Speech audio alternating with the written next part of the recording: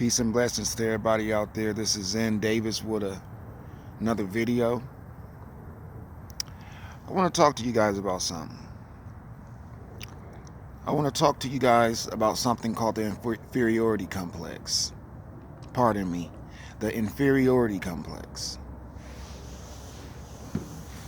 Now, essentially what that is, well, you have to be careful with how you respond to circumstances in your life, because if you respond too negatively or too pessimistically, then you will subsequently develop what is known as an inferiority complex. Now, what an inferiority complex is in comparison to your peers or colleagues or hell, society in general, you feel inferior. So you either do, once you feel inferior, you either do two things. You either withdraw from society and become asocial, or you tend to painstakingly overcompensate for your self-perceived inadequacies. Now, a complex is anything that's emotionally driven. Okay, so some people have inferiority complex, some people have superiority complex, some people have what is known as Napoleon complex.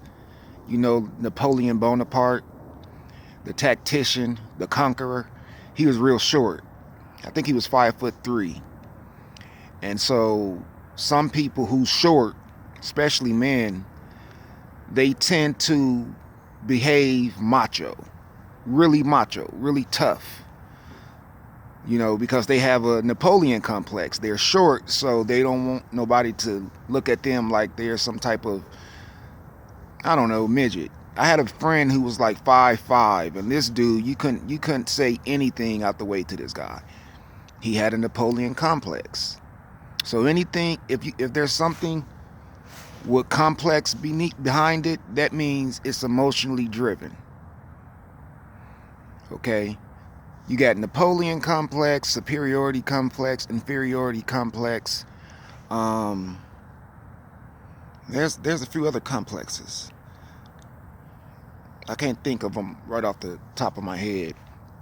But you have to be careful, because a lot of people, they have it subconsciously. They subconsciously have an inferiority complex. So they don't even know they have it. But if you see somebody with low self-esteem, somebody who's real timid, somebody who's have no confidence, then I'm pretty sure that person has an inferiority complex. And it's a psychologist who coined that phrase. What's his name? Adler? I want to say Carl no, not Carl Adler. I forget his name. But his last name, I believe, was Adler. And he coined the phrase inferiority complex.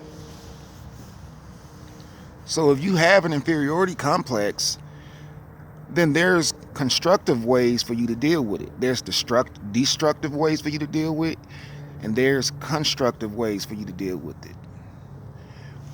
I had an inferiority complex. So what I began to do was develop my vocabulary words. You know, it's impossible to feel inadequate when you're talking to somebody and your vernacular is way more advanced than theirs. How can you feel inferior when you're talking to somebody and you have a vast vocabulary? It's impossible, if you guys understand where I'm coming from. So I began to build my vocabulary words. I started working out at the gym. You know, I went from 150 pounds to 240 pounds. That's not a lie. It took a couple years, but I did it. So that raised my confidence. You know, having muscles, having a broad vocabulary, having a vast vocabulary. What else did I do? I began to learn about all type of things in the world to the point where I had the type of knowledge that would be impressive. You know what I mean? Like if you met someone's parents, then I could talk about anything. I could talk about Socrates and the reason why they made Socrates poison himself, because they thought Socrates was corrupting the youth of Athens, Greece. They thought Socrates was corrupting the youth, so they made him drink poison. I can talk about Vincent van Gogh, the famous painter, who began painting at the age of 27. And while he was alive, he only sold one painting. It was I can't pronounce that word, posthumously. That's when he became famous. After he died, he began to start selling a lot of paintings. That's because his brother's wife began to start selling them, and then he began to become very famous, and his artwork was coveted. You see what I'm saying? So I could talk about Vincent van Gogh. I could talk about Michelangelo.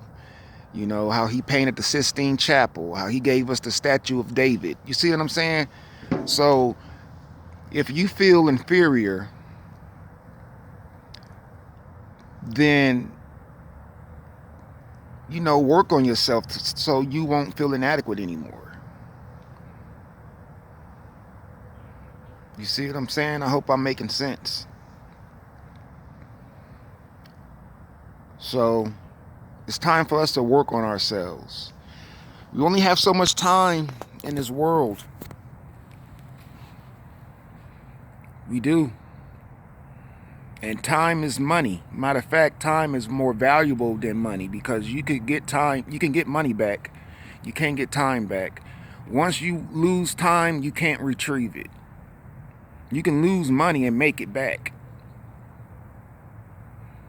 But once you lose time, you can't retrieve it.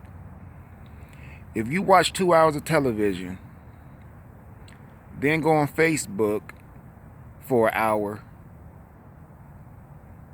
then after that, play your PlayStation 4 for 2 more hours, you just wasted all those hours. You see what I'm saying? That's a lot of time that you spent procrastinating. That's a lot of time that you spent idle. You know, I'm constantly developing myself. I'm constantly learning new things. I'm constantly working on myself.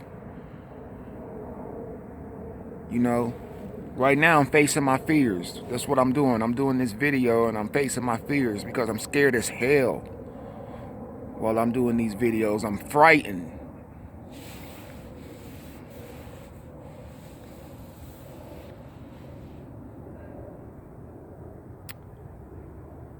Don't have an inferiority complex. You're very special. There would never be another you. God created you just the way you are, flaws and all, because everybody have flaws. Don't never let nobody make you feel less than. Don't never let nobody make you feel less than. Be true to yourself. Be who you are. Be quintessentially you. Because I'm going to be quintessentially Zen. And if you don't like it, not you specifically, but if society doesn't like it, then I could care less. Flex on me then. This is Zen Davis. Peace and blessings. I hope you have a nice one. And I'm out.